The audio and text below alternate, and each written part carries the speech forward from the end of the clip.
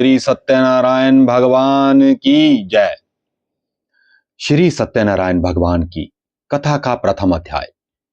व्यास जी ने कहा, एक समय में नैमिषारण्य तीर्थ में शौनकादिक 88,000 ऋषियों ने पूर्णावेता श्री सूत जी से पूछा, हे सूत जी, इस कलयुग में वेद विद्या से वंचित मनुष्यों को प्रभु की भक्ति किस प्रकार मिलेगी तथा उनका उद्धार कैसे होगा। हे मुनि श्रेष्ठ, कोई ऐसा व्रत अथवा तप कहिए जिसके करने से थोड़े ही समय में पुण्य प्राप्त हो तथा सभी मनोकामनाओं की पूर्ति भी हो। ऐसी कथा सुनने की हमारी प्रबल इच्छा है। सभी शास्त्रों को जानने वाले मुनियों में श्रेष्ठ श्री सूत जी ने कहा, हे वैष्णवों में पूज्य, आप सबने प्राणियों के हित की बात पूछी है। अब मैं उस महान व्रत के बारे में आप लोगों को बताऊंगा जिसे श्री नारद जी ने सच्चिदानंद भगवान श्री विष्णु भगवान जी से पूछा था और श्री लक्ष्मीपति ने जगदीश्वर ने श्री नारद जी को बताया था। यह कथा ध्यानपूर्वक सुने। एक बार श्री नारद जी जनसाधारण के कल्याण की इच्छा से सभी लोगों की यात्रा करते हुए भूलोक पहुंचे। वहां अनेक साधारण के कल्याण की इच्छा से वहां अनेक योनियों में जन्मे प्राय सभी मनुष्यों को अपने कर्मों के अनुसार अनेक कष्टों से पीड़ित देखकर उन्होंने मन में विचार किया कि किस प्रकार से प्राणियों के इन कष्टों का निवारण होगा। ऐसा सोचकर श्री नारद जी विष्णु लोक गए। वहां श्वेत वर्ण और 4 भुजाओं वाले देवों में श्रेष्ठ भगवान श्री नारायण को, जिनके हाथों में शंख, चक्र, गदा और पद्म सुशोभित थे तथा गले में वरमाला पहने हुए थे, को देखकर श्री नारद मुनि स्तुति करने लगे। श्री नारद जी ने कहा, हे भगवान, आप अत्यंत शक्ति के स्वामी हैं। मन तथा वाणी भी आपको छू नहीं सकती। आपका कोई आदि मध्य तथा अंत भी नहीं है। आप निर्गुण स्वरूप सृष्टि के कारण भक्तों के दुखों को नष्ट करने वाले। आपको मेरा शत शत प्रणाम है। नारद जी से इस प्रकार की स्तुति सुनकर श्री विष्णु भगवान बोले, हे मुनि श्रेष्ठ, आपके मन में क्या है? आपका किस कार्य के लिए यहां आगमन हुआ है? निसंकोच कहें। तब श्री नारद मुनि ने कहा, भूलोक में सब मनुष्य जिन्होंने अनेक योनियों में जन्म लिए हैं, अपने अपने कर्मों के फलस्वरूप अनेक प्रकार के दुखों से दुखी हो रहे हैं। हे भगवान, यदि आप मुझ पर दया रखते हैं तो बताइए कि इन मनुष्यों के सब दुख थोड़े से ही प्रयास से कैसे दूर हो सकते हैं। श्री विष्णु ने कहा, हे नारद, मनुष्यों की भलाई के लिए तुमने यह बहुत ही अच्छा प्रश्न किया है। जिस व्रत के करने से मनुष्य मोह से छूट जाता है, वह व्रत मैं तुमसे कहता हूं। सुनो, बहुत पुण्य देने वाला, स्वर्ग तथा मृत्यु लोक दोनों में दुर्लभ एक उत्तम व्रत है, जो आज मैं प्रेमवश तुमसे कहता हूं। श्री सत्यनारायण भगवान का व्रत विधि विधान पूर्वक संपन्न करके मनुष्य इस धरती पर सुख भोगता है और मृत्यु के पश्चात मोक्ष को प्राप्त होता है। श्री विष्णु भगवान के वचन को सुनकर नारद बोले, हे भगवान, उस व्रत का फल क्या है तथा उसका विधान क्या है?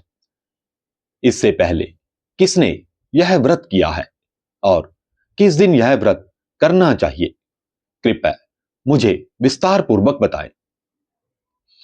श्री विष्णु भगवान बोले, हे नारद, दुख शोक दूर करने वाला यह व्रत सब स्थानों पर विजय दिलाने वाला है।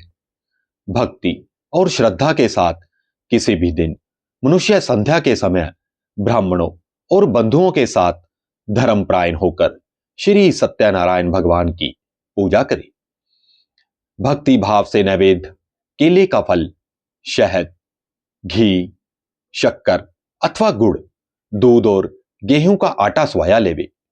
गेहूं के अभाव में साठी का चूरन भी ले सकते हैं। इन सब को भक्ति भाव से भगवान को अर्पण करें। बंधु बांधवों सहित ब्राह्मणों को भोजन करवाएं। इसके पश्चात स्वयं भोजन करें।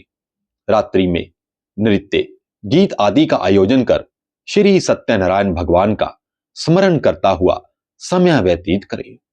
इस तरह जो भी मनुष्य इस व्रत को करेगा उसका मनोरथ निश्चय ही पूर्ण होगा। विशेष रूप से कलिकाल में मृत्यु लोक में यही एक लघु उपाय है जिससे अल्प समय और धन में महान पुण्य प्राप्त हो सकता है। इत श्री सत्यनारायण व्रत कथा का प्रथम अध्याय समाप्त हुआ। द्वितीय अध्याय। श्री सूत जी ने कहा, हे ऋषियों, जिन्होंने पहले समय में इस व्रत को किया है उनका वर्णन करता हूं। आप सब ध्यान से सुने। सुंदर काशीपुरी नगरी में एक अत्यंत निर्धन ब्राह्मण रहता था। वह ब्राह्मण भूख और प्यास से बेचैन होकर नित्य पृथ्वी पर घूमता था। ब्राह्मणों से प्रेम करने वाले श्री विष्णु भगवान ने ब्राह्मण को दुखी देखकर एक दिन बूढ़े ब्राह्मण का रूप धारण कर निर्धन ब्राह्मण के पास जाकर आदर सहित पूछा, हे ब्राह्मण, तुम नित्य ही दुखी होकर पृथ्वी पर क्यों घूमते हो? हे ब्राह्मण, यह सब मुझसे कहो, मैं सुनना चाहता हूं।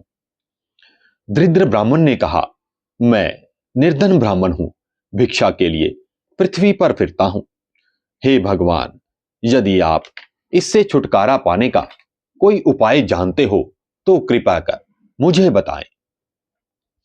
वृद्ध ब्राह्मण का रूप धारण किए हुए श्री विष्णु भगवान ने कहा, हे विप्र, श्री सत्यनारायण भगवान मनवांछित फल देने वाले हैं, इसलिए तुम उनका पूजन करो। इस व्रत के करने से मनुष्य सब दुखों से मुक्त हो जाता है। दरिद्र ब्राह्मण को व्रत का सारा विधान बतलाकर बूढ़े ब्राह्मण का रूप धारण करने वाले श्री सत्यनारायण भगवान अंतर ध्यान हो गए। व्रत करने का निश्चय कर वह दरिद्र ब्राह्मण घर चला गया, परंतु उस रात्रि को दरिद्र ब्राह्मण को निद्रा नहीं आई। अगले दिन वह शीघ्र उठा और श्री सत्यनारायण भगवान का व्रत करने का निश्चय कर भिक्षा मांगने के लिए चल दिया। उस दिन उसको भिक्षा में बहुत अधिक धन मिला, अतः उसने पूजा का सब सामान भी खरीदा और घर आकर अपने बंधु बांधवों के साथ भगवान श्री सत्यनारायण का व्रत किया। इसके करने से वह दरिद्र ब्राह्मण सब दुखों से छूटकर अनेक प्रकार की संपत्तियों से युक्त हो गया। उस समय से वह विप्र हर माह व्रत करने लगा। श्री सत्यनारायण भगवान के व्रत को जो शास्त्र विधि के अनुसार श्रद्धा पूर्वक करेगा वह सब पापों से छूटकर मोक्ष को प्राप्त होगा। आगे जो मनुष्य पृथ्वी पर श्री सत्यनारायण भगवान का व्रत करेगा वह सब दुखों से छूट जाएगा। यह कहकर सूत जी उपस्थित मुनियों से बोले, इस तरह श्री नारद जी से सत्यनारायण भगवान को कहा हुआ यह व्रत मैंने तुमसे कहा। हे विप्रो, अब आप और क्या सुनना चाहते हैं, मुझे बताएं। ऋषियों ने कहा, हे मुनीश्वर, इस संसार में उस विप्र से सुनकर किस किस ने इस व्रत को किया हम सब सुनना चाहते हैं। इसके लिए हमारे मन में श्रद्धा है। श्री सूत जी ने कहा, हे मुनियों, जिस जिस प्राणी ने इस व्रत को किया है उनकी सब कथा सुनाता हूं। एक समय वह ब्राह्मण धन और ऐश्वर्य के अनुसार बंधु बांधवों के साथ अपने घर पर श्री सत्यनारायण भगवान का व्रत रख रहा था। उसी समय एक लकड़ी बेचने वाला बूढ़ा व्यक्ति वहां आया। उसने सिर पर रखे लकड़ियों के गट्ठर को बाहर रख दिया और विप्र के मकान में चला गया। प्यास से दुखी लकड़हारे ने विप्र को व्रत करते देखा तो वह प्यास को भूल गया। उसने विप्र को नमस्कार किया और पूछा, हे विप्र, आप यह किसका पूजन कर रहे हैं? इस व्रत को करने से क्या फल मिलता है? कृपया कर मुझे भी बताएं। ब्राह्मण ने कहा, सब मनोकामनाओं को पूर्ण करने वाला यह श्री सत्यनारायण भगवान का व्रत है।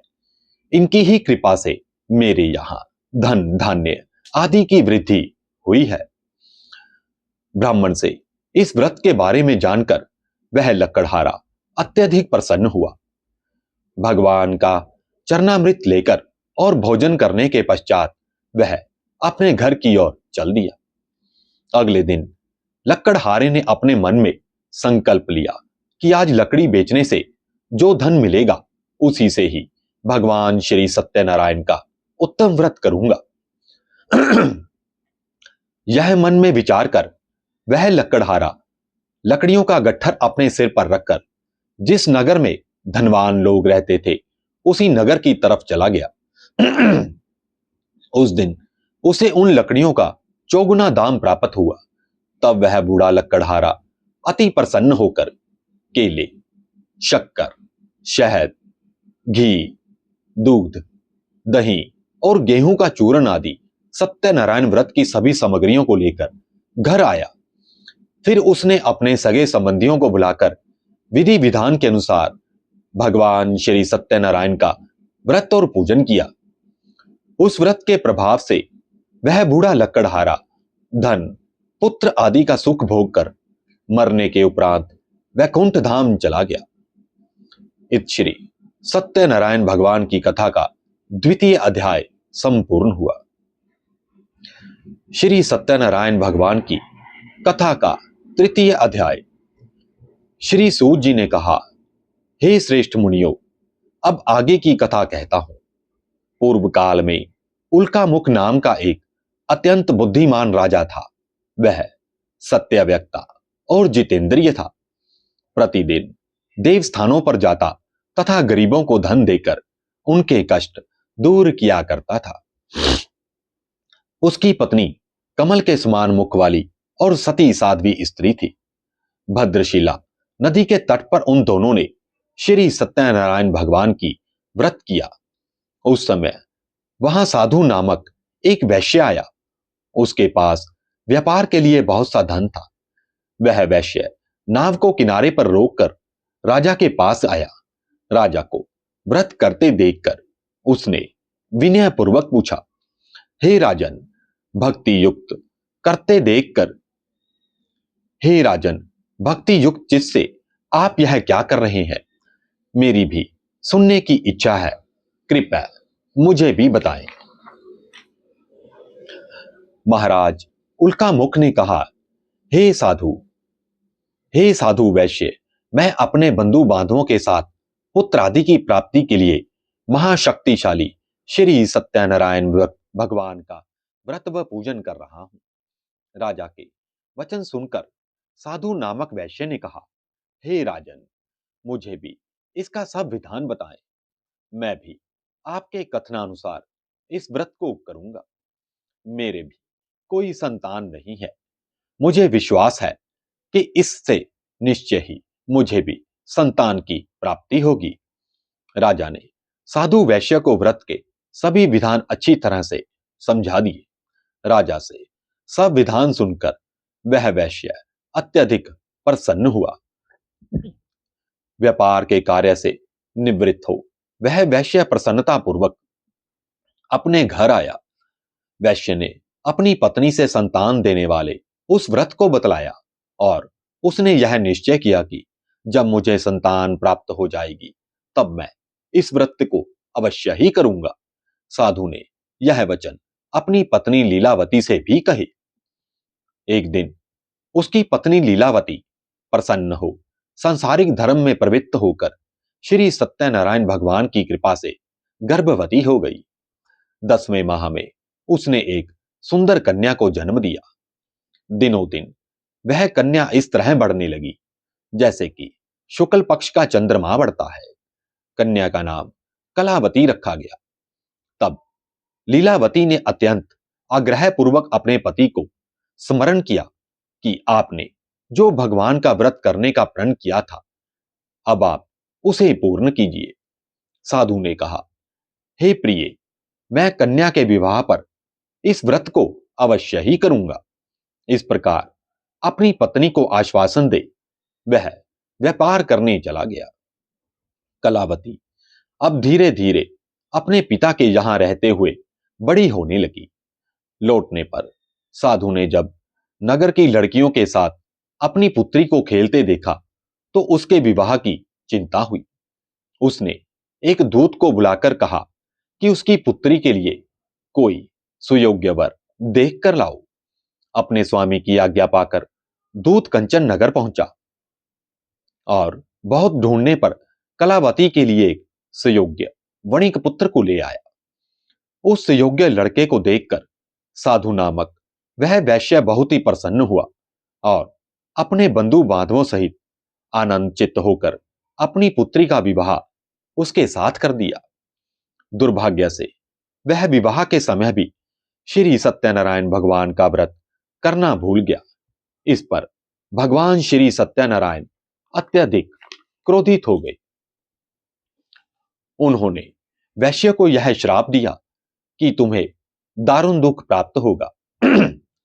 अपने कार्य में कुशल साधु नामक वह वैश्य अपने जमाता सहित नाव को लेकर व्यापार करने के लिए समुद्र के समीप स्थित रत्नासारपुर नगर में गया। दोनों ससुर और जमाई उस नगर के राजा चंद्रकेतु से अनुमति लेकर वहां व्यापार करने लगे। एक दिन भगवान श्री सत्यनारायण की माया से प्रेरित होकर एक चोर राजा का धन चुराकर भागा जा रहा था। राजा के दूतों को अपने पीछे वेग से आता देखकर चोर ने घबराकर राजा के धन को उस नाव में चुपचाप रख दिया जहां वे ससुर जमाई ठहरे हुए थे और भाग गया। जब दूतों ने उस साधु वैश्य के पास राजा के धन को रखा देखा तो ससुर जमाता दोनों को बांधकर राजा के पास ले गए और राजा के समीप जाकर बोले, हम ये दो चोर पकड़ कर लाए हैं, इनके लिए आज्ञा दे। तब राजा ने बिना उनकी बात सुने ही उन्हें कारागार में डालने की आज्ञा दी। इस प्रकार राजा की आज्ञा से उनको कठोर कारावास में डाल दिया गया तथा उनका धन भी छीन लिया गया। श्री सत्यनारायण भगवान के श्राप के कारण साधु वैश्य की पत्नी लीलावती व पुत्री कलावती भी घर पर बहुत दुखी हुई। उनके घर में रखा धन चोर चुरा कर ले गई। शारीरिक व मानसिक पीड़ा तथा भूख प्यास से अति दुखित हो भोजन की चिंता में कलावती एक ब्राह्मण के घर गई। उसने ब्राह्मण को श्री सत्यनारायण भगवान का व्रत करते देखा। उसने कथा सुनी तथा प्रसाद ग्रहण कर रात को घर आई। माता ने कलावती से पूछा, हे पुत्री, अब तक तुम कहां रही व तेरे मन में क्या है?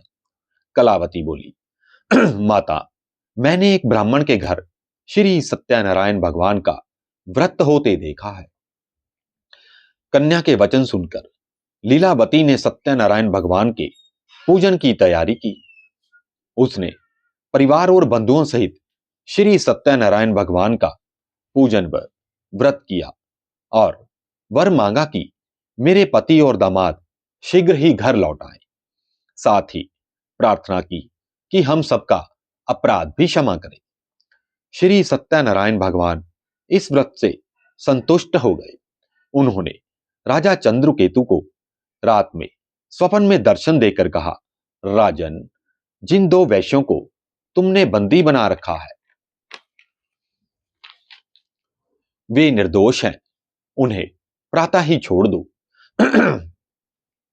उनका सब धन जो तुमने छीना है उसे लौटा दो, अन्यथा मैं तुम्हारे धन, राज्य, पुत्र आदि को सबको नष्ट कर दूंगा।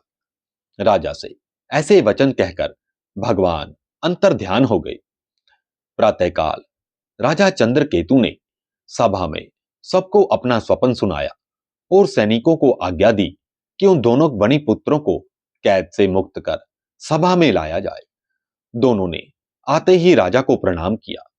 राजा ने कोमल वचनों में कहा, हे महानुभावो, तुम्हें दुर्भाग्यवश ऐसा कठिन दुख प्राप्त हुआ है। अब तुम्हें कोई भी भय नहीं है, तुम मुक्त हो। ऐसा कहकर राजा ने उनको नए नए वस्त्राभूषण भी दिए तथा उनका जितना धन लिया था उससे दूना धन लौटाकर आदर सहित विदा कर दिया। दोनों वैश्य प्रसन्नतापूर्वक अपने घर की ओर चल दिए। इत श्री सत्यनारायण व्रत कथा का तृतीय अध्याय भी संपूर्ण हुआ। श्री सत्यनारायण व्रत कथा का चतुर्थ अध्याय। श्री सूत जी ने आगे कहा, वैश्य ने मंगलाचार करके यात्रा आरंभ की और अपने नगर को चल दिया। उनके थोड़ी दूर आगे बढ़ने पर दंडी वेशधारी श्री सत्यनारायण भगवान ने उनसे पूछा, हे साधु, तेरी नाव में क्या है? अभिमानिक बणिक हंसता हुआ बोला, हे दंडी, आप क्यों पूछते हैं? क्या धन लेने की इच्छा है? मेरी नाव में तो बेल और पत्ते भरे हुए हैं। वैश्य का कठोर वचन सुनकर दंडी वेशधारी श्री सत्यनारायण भगवान ने कहा, तुम्हारा वचन सत्य हो। ऐसा कहकर वह वहां से चले गए और कुछ दूर जाकर समुद्र के किनारे बैठ गए। दंडी महाराज के जाने के पश्चात वैश्य ने नित्य क्रिया से निवृत्त होने के बाद नाव को ऊंची उठी देखकर अचंभा किया तथा नाव में बेल पत्ते आदि देखकर मूर्छित हो जमीन पर गिर पड़ा। मूर्छा खुलने पर अत्यंत शोक करने लगा। तब उसके जमाता ने कहा, आप शोक ना करें, यह दंडी महाराज का श्राप है, अतः उनकी शरण में ही चलना चाहिए, तभी हमारी मनोकामनाएं पूर्ण होंगी। जमाता के वचन सुनकर वह साधु नामक वैश्य दंडी महाराज के पास पहुंचा और अत्यंत भक्ति भाव से प्रणाम करके बोला, मैंने जो आपसे असत्य वचन कहे थे उनके लिए मुझे क्षमा कर दें। ऐसा कहकर अत्यंत शोकग्रस्त हो वह वैश्य रोने लगा। तब दंडी के रूप में आए भगवान सत्यनारायण ने कहा, हे वणिक पुत्र, मेरी आज्ञा से बार बार तुम्हें दुख प्राप्त हुआ है, तू मेरी पूजा से विमुख हुआ है। तब साधु नामक उस वैश्य ने कहा, हे भगवान, आपकी माया से ब्रह्मा आदि देवता भी आपके रूप को नहीं जान पाते, तब मैं अज्ञानी भला कैसे जान सकता हूं? मेरी रक्षा करो और पहले के समान मेरी नौका को धन से पूर्ण कर दो। उसके भक्ति युक्त वचन सुनकर श्री सत्यनारायण भगवान प्रसन्न हो गए और उसकी इच्छा अनुसार वर देकर अंतर ध्यान हो गए। तब शवसुर व जमाता दोनों ने नाव पर आता देख किया कि नाव धन से परिपूर्ण है। फिर वह भगवान सत्यनारायण का पूजन कर साथियों सहित अपने नगर को चला। जब वह अपने नगर के निकट पहुंचा तब उसने एक दूत को अपने घर भेजकर अपने आने की सूचना भिजवाई। दूत ने साधु नामक वैश्य के घर जाकर उसकी पत्नी से उन दोनों के आने की सूचना दे दी। लीलावती और उसकी कन्या कलावती उस समय भगवान का पूजन कर रही थी। दूत का वचन सुनकर साधु की पत्नी ने बड़े हर्ष के साथ श्री सत्यदेव का पूजन पूर्ण किया और अपनी पुत्री से कहा, मैं अपने पति के दर्शन को जा रही हूं, तू कार्य पूर्ण कर आ जाना। परंतु कलावती पूजन एवं प्रसाद छोड़कर पति के दर्शनों के लिए भी चली गई।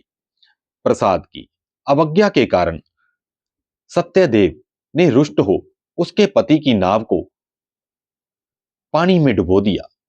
कलावती अपने पति को ना देखकर रोती हुई जमीन पर गिर पड़ी। नौका को डूबा हुआ तथा कन्या को रोती हुई देख साधु नामक वैश्य दुखित हो बोला, हे प्रभु, मुझसे या मेरे परिवार से जो भी भूल हुई है उसके लिए मुझे क्षमा करें। उसके दीन वचन सुनकर सत्यदेव भगवान अत्यधिक प्रसन्न हुए। तत्पश्चात आकाशवाणी हुई, हे वैश्य, तेरी कन्या मेरा प्रसाद छोड़कर आई है, इसलिए इसका पति अदृश्य हुआ है। यदि यह घर पहुंचकर प्रसाद खाया और फिर घर आकर अपने पति के दर्शन किए, तत्पश्चात साधु वैश्य ने वहीं बंधु बांधवों सहित श्री सत्यदेव का विधि पूर्वक पूजन किया। वह इस लोक का सुख भोग कर अंत में स्वर्ग लोक को गया। इत श्री सत्यनारायण व्रत कथा का चतुर्थ अध्याय भी संपूर्ण हुआ। श्री सत्यनारायण कथा का पंचम अध्याय। श्री सूत जी ने आगे कहा, हे ऋषियों, मैं एक और भी कथा कहता हूं, सुनो।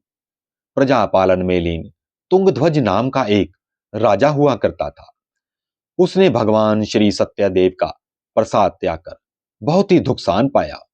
एक बार राजा वन में वन्य पशुओं को मारकर एक बड़ के वृक्ष के नीचे आया। वहां उसने ग्वालों को भक्ति भाव से बंधु बांधवों सहित भगवान श्री सत्यनारायण जी का पूजन करते देखा।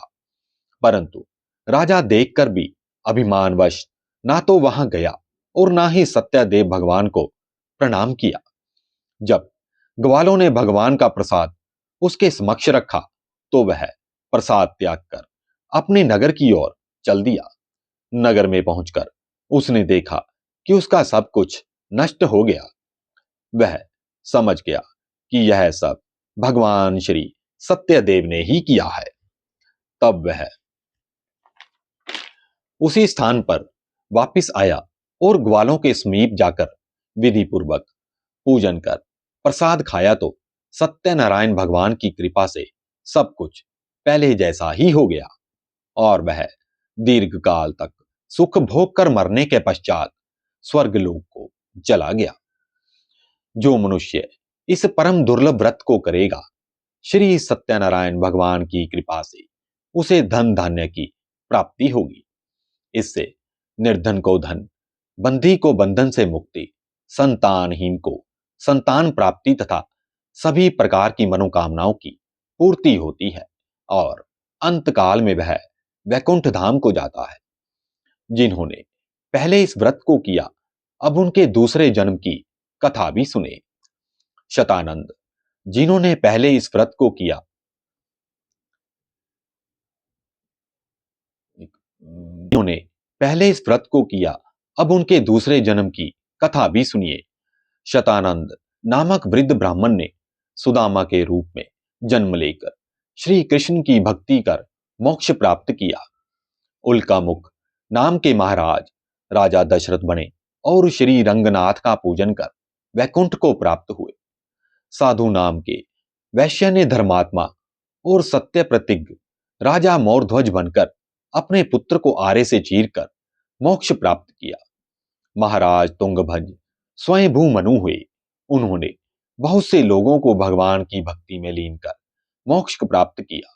लक्कड़हारा भील आगे जन्म में ग्रह नामक निषाद राजा हुआ, जिसने श्री राम के चरणों की सेवा कर मोक्ष प्राप्त किया। इस श्री सत्यनारायण व्रत कथा का पंचम अध्याय भी संपूर्ण हुआ। श्री सत्यनारायण भगवान की जय।